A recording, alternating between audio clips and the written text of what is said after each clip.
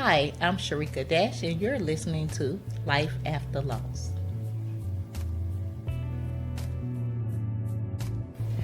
Hello, I'm sitting here with Sharekia Dash, the host of Life After Lost. Hello, Miss Sharekia, how are you? Hi, I'm doing great. Hey, my name is Tanya Kennedy, and I came here today to be a part of this wonderful podcast. And I kind of want you to tell me a little bit about what was the brainchild that started Life After Lost. Why? Why are you doing this? For a long time, I have been running all over the place trying to get things right, trying to set things in place to rewrite some wrongs that I felt that I've done with my mother. And I've been building businesses, putting money into things, putting my head all over the place. And I realized that the only thing my mother ever cared about was me taking care of my kids, me doing what I had to do for my family, and my mama was a giver. And the only way that I could really patronize my mother is giving back, being a great mother, and being the best me that I can be. So I wanted to let people tell their stories, put a ministry in place where people could come and speak in a no judgment zone, and they could get their stories out, because I know I was one of those people that needed my story told so that I could get some things off my chest and I can go on, because I thought I was living my life, but I really wasn't living. I was chasing, trying to make wrongs right. So you are searching for redemption. Pretty much. Tell me about your mom. Talk about that, because you just mentioned that you are trying to right wrongs and some things that you felt like you didn't do. Talk about your mother and why this matters for her. Okay. As a child growing up, me and my mama was everything. My mama was my best friend. I happened to be an only child. My mother taught me that there was nothing that we didn't have in our home with each other. We didn't have to go out searching for things and people and stuff like that. So my life had pretty much been around my mother. As I got older, I started straying away from some of the values and things my mama taught me. So I started not going to school, not doing a lot of things. So the most hurtful moment in my life with my mama was my mom had to send me away. I had my first child when I was 14. She accepted the fact that I had that child. She had no problem with that. She helped me. Matter of fact, me and my daughter was raised as sisters. I had my second child 11 months later. Wow. And she helped me with that child. It was nothing I could do that made my mama disappointed for a long time. And it almost seemed as if I was trying to disappoint my mama. Because it almost seemed like no matter what I do, I wasn't getting a reaction. And it would be something else. So finally, my mama never played about education. So finally, I tried her with not going to school. Right. So that was her breaking point at that time. My mama came and picked me up from where I was running away and hanging out. And when she came and picked me up, she took me shopping. And I was like, you get gifted for not doing what you're supposed to do. Doing what you're supposed to do. That's what I thought. Wow. My mama has a very crazy sense of humor. Believe me, this taking me shopping was no gift. My mama took me shopping, and she took me to the courthouse. My mama went to Orangeburg County Courthouse, and she signed me over to the juvenile justice system. Wow. The judge listened to my story, and then he told my mom, he said, yeah, I wish we had more parents like you. We're going to keep her for 90 days. I act a fool. I know this mama who loved me and forgive me for anything ain't sending me away. So she decided to give you tough love. Yes. Wow. And yeah, that's amazing, because that means that she loved you more than she didn't want to lose you. And she felt like she was going to lose you to the streets if she did not let you go. That's amazing. So, after this 90 days, I stayed in my 90 days. My mama had the program set up where she wasn't going to trust me. She lost all trust in me. So there was some stipulations before I could come home. It could be 90 days or I would be 21 if I didn't get a GED and put some stuff in place for myself, because she was not going to let me just come home and be what everybody else was being on the street. It was not an option for her. So I had to come home with GED and paperwork at age of 16. So she made me get into the program. And of course I had my stuff. She came that morning. I looked outside my room door, and it was my 90th day. I looked outside my room door. My mom was in the parking lot asleep. So it wasn't that she didn't love me. She just had to do what she had to do. But my 89th day, my mama slept in the parking lot to be there to pick me up that morning. Wow. So at some point, so let's fast forward a little bit. Mm-hmm. Because so now we know that you had a troubled childhood. But you say life after loss. Yes. So fast forward, you're an adult, and there are some things that are going on in your life where your mom is still trying to do things for you to make sure you're okay, do things to make sure that things go well for you. What did she end up doing for you? Well, actually, it took a slightly different path. My mama started being a fun person, and I started being the person that stayed at home and want to raise babies and want to take care of family. And my mom went going to the clubs every night and drinking, and all of a sudden she just turned into this person I didn't recognize. Wow. And I was wondering what was going on with her.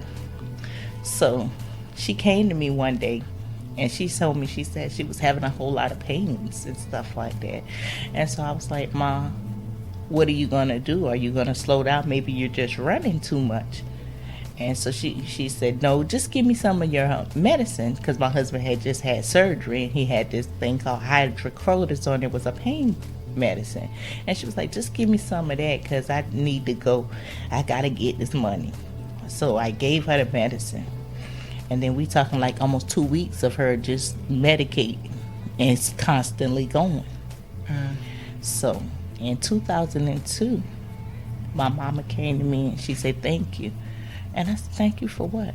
She said, thank you for taking that medicine from me and making me go to the doctor. You had to do to me the same thing I did to you. Wow. And I said, what's wrong? She said, I just want you to know I have cancer. Those pains were cancer. And I have stage 3 ovarian cancer. And if you wouldn't make me go to the doctor, I don't know where I would have been if I would have just stayed home and continued to self-medicate. Wow. So because I also know now today you're in the medical field. Yes. So you then were able to gear your mother into the direction of saying, no, you need to go take care of yourself. You can't continue to self-medicate. You can't continue to do this, Mom. You have to go get help. No, it had nothing to do with the medical field. Me being in the medical field was after losing my mama, after being there holding my mother's hand and seeing the beautiful things that the CNA and nurses and medical assistants did for my mother. But before that, I was actually going to school to be a real estate agent. Really? Really? So losing your mother changed your direction? My whole life. Talk about it. Okay. Like I told you, it was in 2002 she discovered she had cancer. So in 2002, when my mom found out she had cancer, she started with the Charleston School of Medicines. So she actually didn't have enough money for medicines and stuff like that. So she was actually what they call somebody that they would do your medicine, they would do your treatment, but you would have to be on what they call a trial basis. So they would try different things on you. Mm-hmm. So she was doing clinical trials. Exactly. So they would do different trials and stuff on you. You would get your treatment, but if that didn't work, we try something else. But we would just talk about your story and tell how that. So they were experimenting on your mother. Exactly. Okay. Wow. So with me going through seeing that, and I wouldn't say it was a bad thing, because what we do know, there's a big thing now with the medicine that happened to spread her cancer, Taxotere. We found out that through the treatment that she was going You through. talking about Taxotere, the stuff that's all over the news? Taxotere? Yes, that my mama was one of the very first people, and that was one of the things that made her cancer more aggressive. So Really? that, like I say, giving back and me finding that that's who my mama was the thing that made me able to know that, hey, all this fighting and chasing you doing, do what you know your mama did. She Right. gave her life to give back to other people. So you sitting up and fighting with these demons and wrestling with all this other stuff. Give back. Wow. Awareness. Early I know detection. Taxotere was in the news for years. My mama died 2006. Yeah. She was one of the very first people. Wow. That in and of itself is a very big deal, because Taxotere, they talked about that for a long time. There were lawsuits. There was a lot going on with that medication. And that my mama was one of the very first cases of that. Wow. So in 2006, what happened? Okay, in 2006, well, let's fast forward a little bit before 2006. In 2004, my mama came to me. The diagnosis was worse. So she called us all in the room, and she told me, she said, I need, because we was coming to pick her up from the hospital because she had one of her lengthy stays in the hospital again. So we was coming to pick her up from the hospital, and she called us all in the room, and she said, come on in. I said, my husband is down there parking, so I'm just coming up here to get you. She said, no, I need everybody in the room, because my mama had my husband over her as power of attorney and everything. Even though I was her only child, she didn't feel I was strong enough, because she wanted to be DNR, do not resuscitate. And she didn't feel I was strong enough to handle a situation like that, and she didn't want to put that on me. So my husband had power of attorney and everything over my mama, and that was going to be his choice to make sure that those wishes be followed out. So she told me to bring him upstairs. So I went out and I got my husband. And when I came back in the room, that's when my mama explained to me that she was dying. That's when we knew that the Taxotere had actually made the cancer more aggressive, and it had done spread to her lungs in different areas and stuff like that. So that she was actually dying at that point, and that's when we got the message that she was dying. My mama had this very crazy sense of humor that she was gonna set me up for life, because she was just as lost about what this child here, that she ain't sure whether she got it together or not, Right. gonna do. So she went and bought me this barn lounge. And that was the whirlwind for my family, because with me fighting, and I pretty much thought I had myself together, but I really didn't, because I started being angry. Right. And then that's when I learned that story: hurt people hurt other people. Yes. So with this barn lounge, I decided I was just going to tear my whole family apart. I put so much on my daughter, because by this time she was 13 years old. She was raising my kids, because I'm running around in this club. I'm staying out at night. My husband, he's there with my mom. He's still standing by me, but I just want to be crazy. I don't think I deserve love. I don't think I deserve to be with nobody who cares nothing about me. I don't want to hurt no more, and I'm not giving nobody nothing. No, all of me. Nobody can have all of me, because that's just where I'm at. I'm going through this with my mom. That's it. I don't have another care in the world besides this, what I'm going through with my mom. Right. Everybody else is just very unimportant. It's sad to say, even my kids, because I was putting them through just as much stuff as I was putting everybody else through, because my daughter was raising all these kids. So you started to spiral out of control Yes. because of the knowledge, the foreknowledge that you said, my mother's leaving here. Yes. And her leaving here is going to cause me to lose it. I'm disintegrating. So then you look at it now and you say, she made the right decision to make your husband power of attorney, because you weren't gonna do her wishes. You were hurting too bad. Yes. Okay. And then the thing about it, at that point in my life, I realized, being the only child, I never realized I was selfish until that point in my life, because everything was all about me at that point. I wasn't worried about the fact that I had kids, that my mama had raised my daughter, so I was not actually an only child, because that's what my daughter knew as her mother.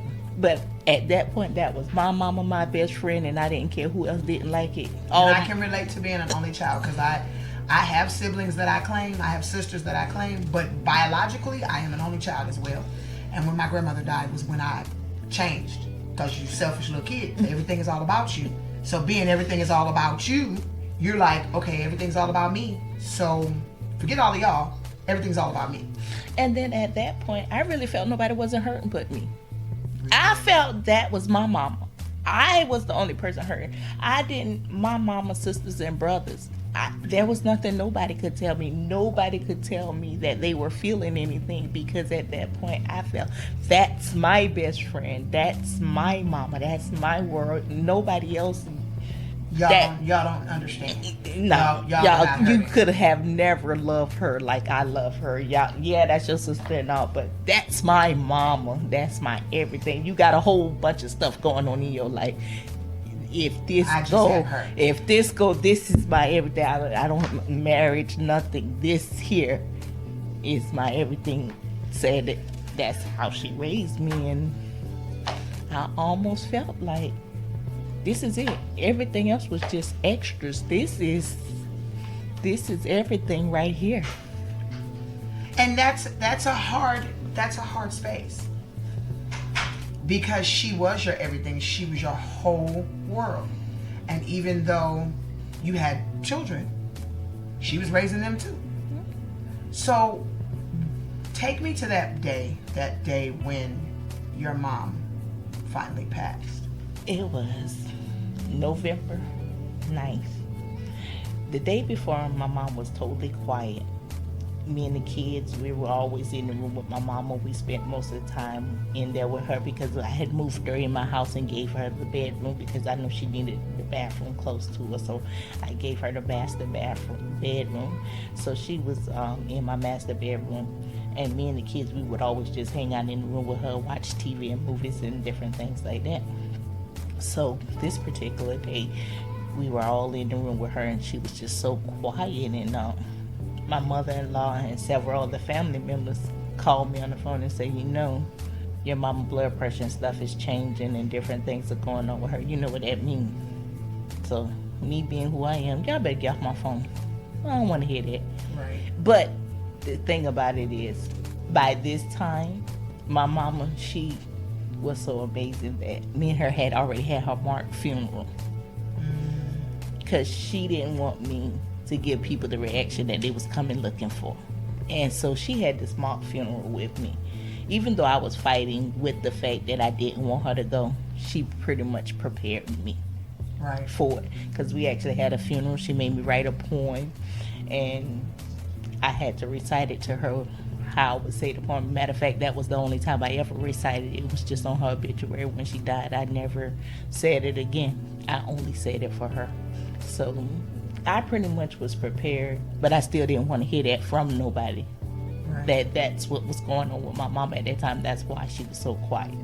So they were calling me on the phone, telling me that I needed to go in the room, take all the kids out, and tell my mom that it's okay for her to pass on. I was going to be all right. that was the thing she needed. And you like, yeah, okay, but I'm not doing it. Exactly.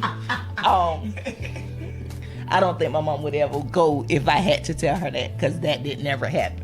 But what happened was, everybody's idea of what your parent got for you, or what they think, or what God told them. I learned that God, when he deal with you on a one-on-one basis. He hardly ever tell somebody else something to tell you. So when it ended up happening, I knew what was going on. My husband came to me and said, baby, I need you to come close the club down tonight, and I need you to come pay everybody. I was reluctant about leaving out the house because I knew what was going to happen when I leave. I hadn't left my mama for almost 4 weeks because I knew she was waiting on me to leave out the door to die. So everybody was trying to get me to go everywhere, and that was my thing. I knew my mama never expected me to come to her and say, Ma, it's okay, you can die. Right. I knew my mama knew me better than that. She was waiting on me to leave.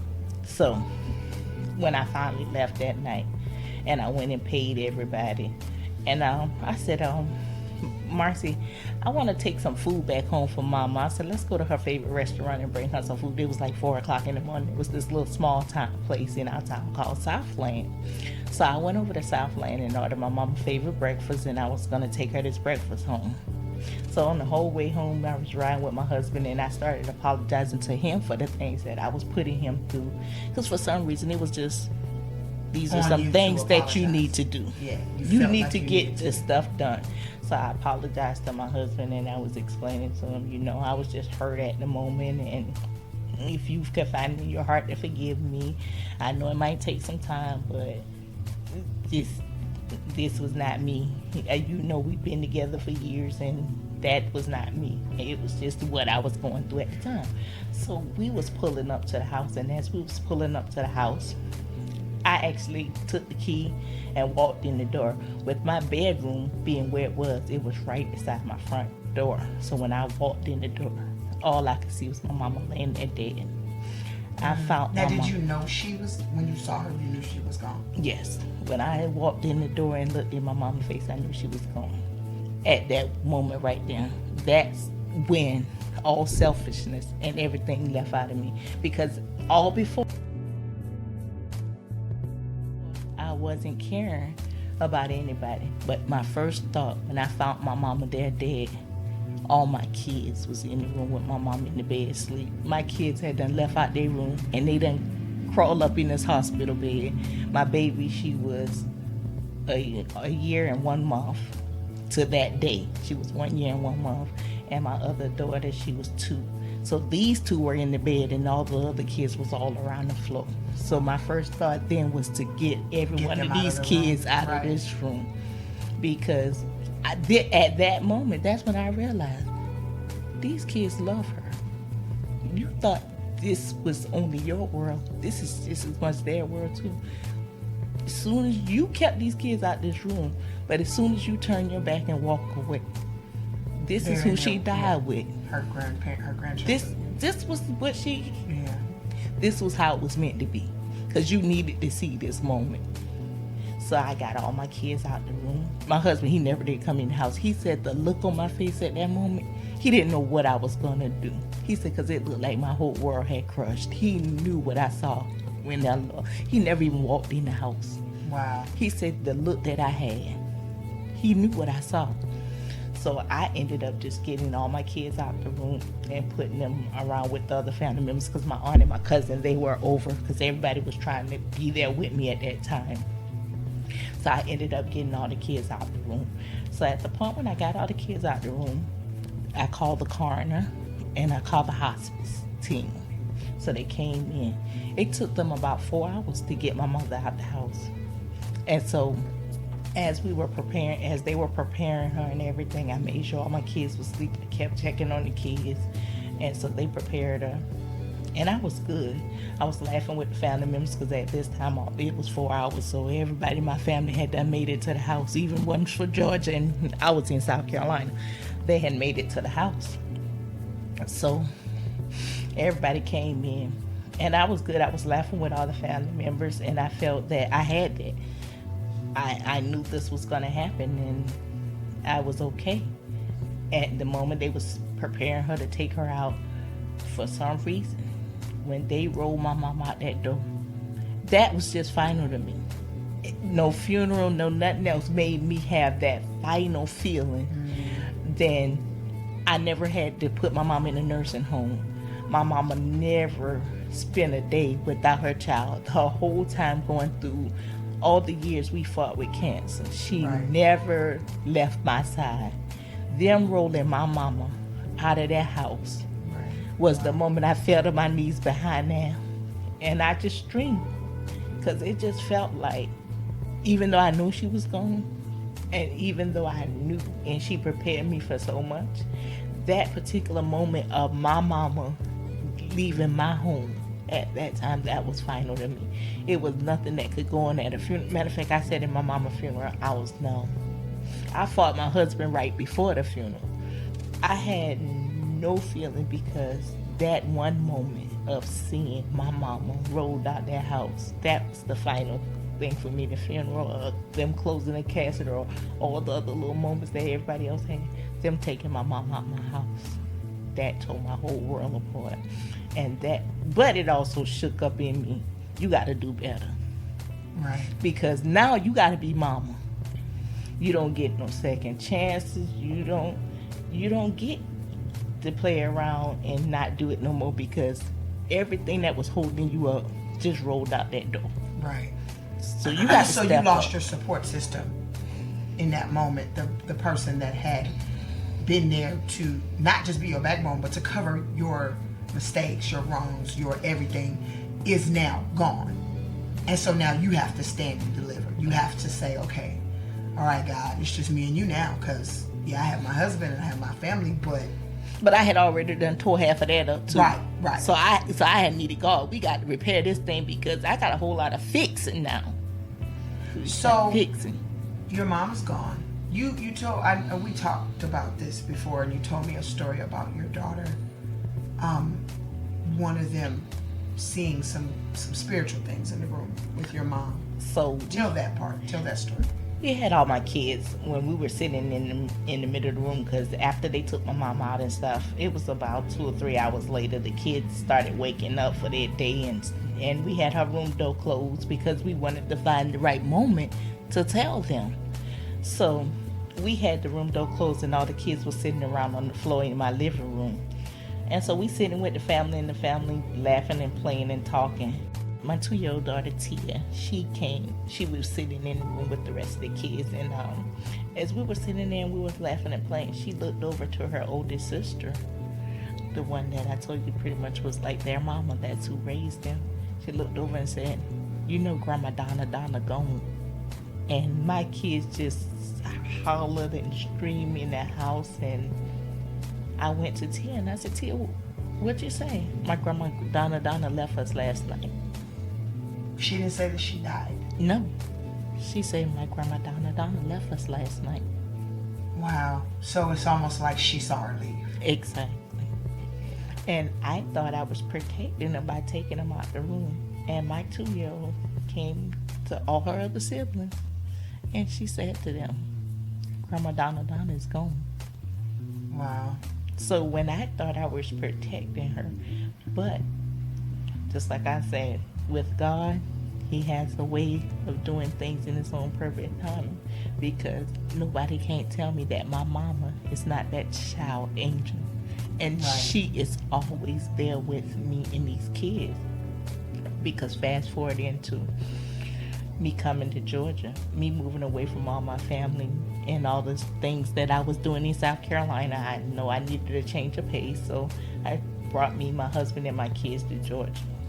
We were here for about 2 to 3 months. My daughter started getting sick. Doctor started telling us things like it was change of atmosphere. She had strep throat. They gave us 1,000,001 excuses for why my daughter was sick. So one day I was laying in the bed, and this is one of my things I'll tell my husband or any one of my kids. I don't get woken up out my sleep for nothing. Right. If I get woken up out my sleep, that's my time for God to deal with me or work with me on something. And for the first time in my life since my mama died, I saw my mama again. Really? My mama came to me and said, today is your day. You need to work on this baby. Take her and refuse to bring her back home until you know what's going on with your child. You got to step up, because you know I wouldn't keep bringing you home. So we had done been going to the hospitals for almost 3 weeks straight. My daughter was down and she had already lost 20 pounds. Jesus. They done told me it was a bad flu shot. They done told me everything in the world. So they didn't really know. Exactly. They didn't know.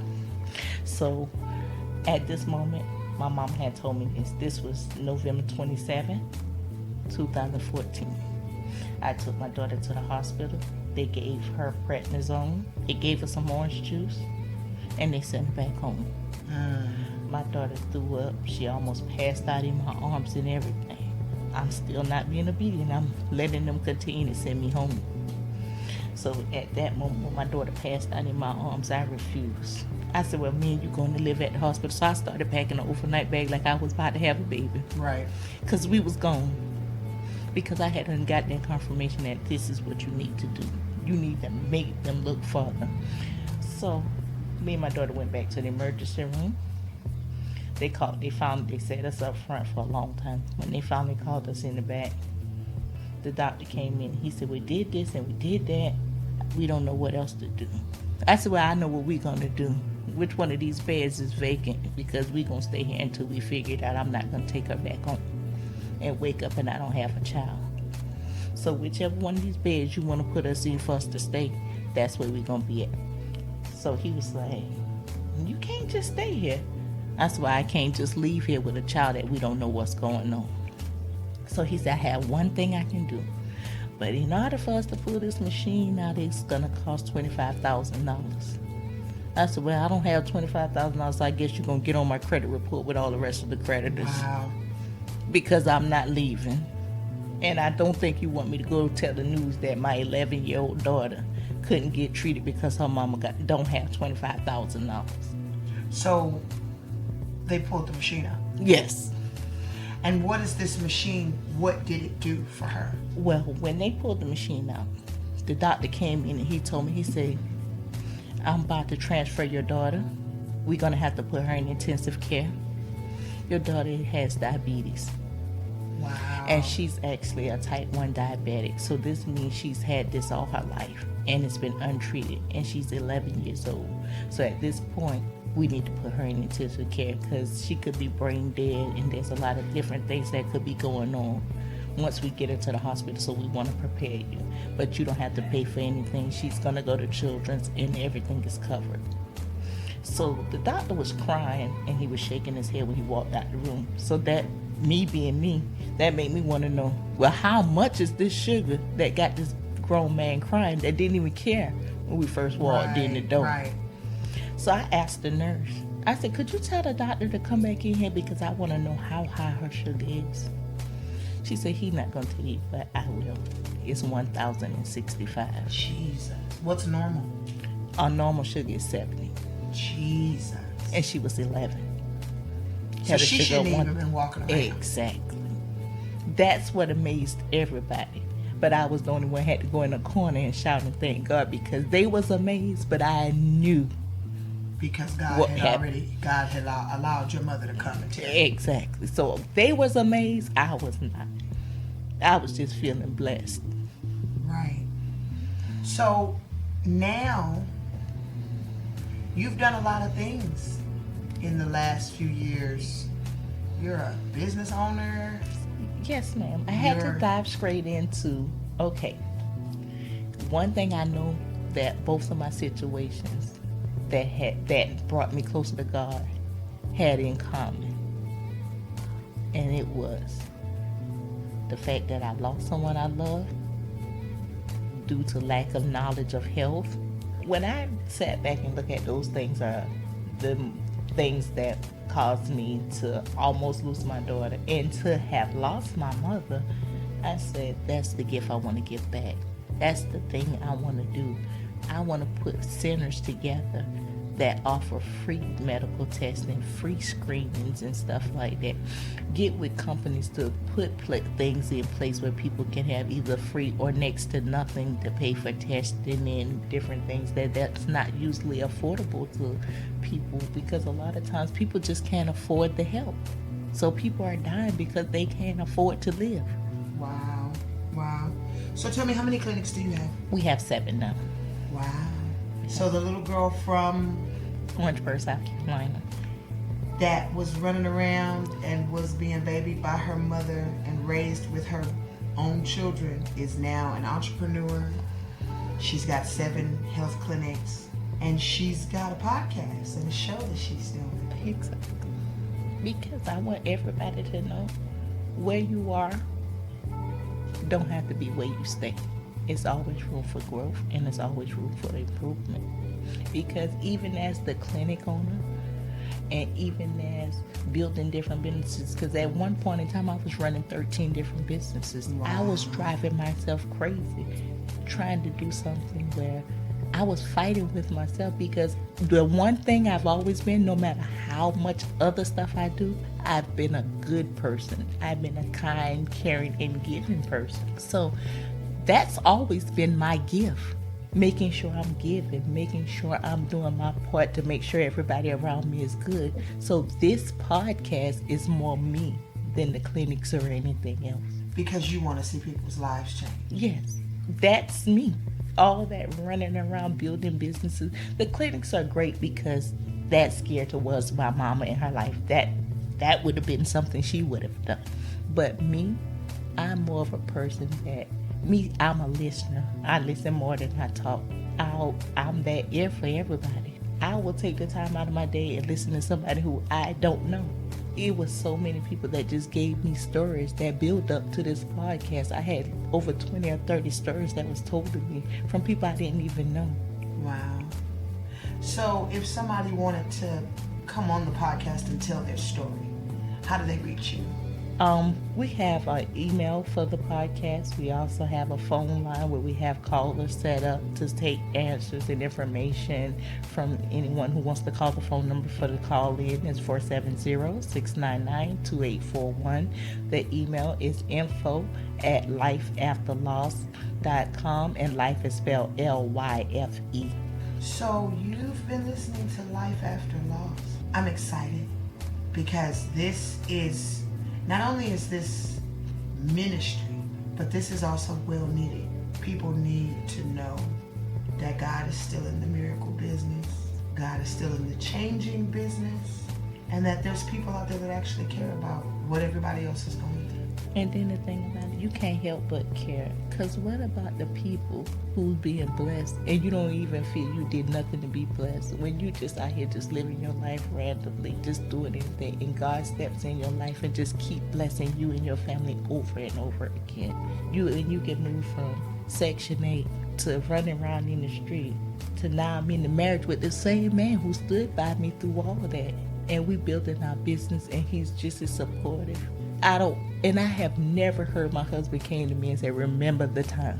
So he never complained? Never.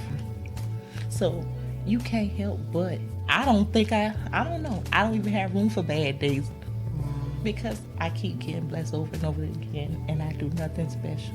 You're a blessing, Sharekia. Thank you, Tanya. You have been listening to Life After Loss. I hope you guys stay tuned and come and join Sharekia. Come and join me on the occasions when she makes me come sit down with her. Come and join us because this is going to be a journey. Every week we will have a different host and a different person is going to tell their story. You have been listening to Life After Loss with host Sharekia Dash and co-host Tanya Kennedy. For more information, contact us on Facebook and Instagram at LYFEAFTERLOSS and on YouTube at Life After Loss or by telephone at 470-699-2841. This podcast is brought to you by Changing Life Through Media and the Tanya Kennedy Media Ministry.